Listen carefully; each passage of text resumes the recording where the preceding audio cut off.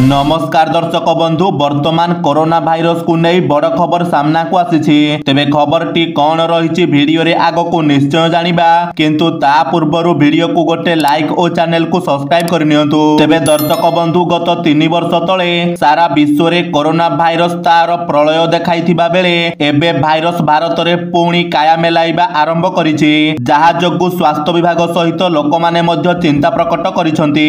एसबु भितरे वर्तमान बड़ खबर आसीछि। सूचना मुताबक बॉलीवुड सुपरस्टार अक्षय कुमार कोरोना रे आक्रांत होइछंती। एही कारणरू से आयोजित होइतिबा देशर बड़ विवाह कार्यक्रम अर्थात अंबानी को विवाह रे शामिल होई नाहंती।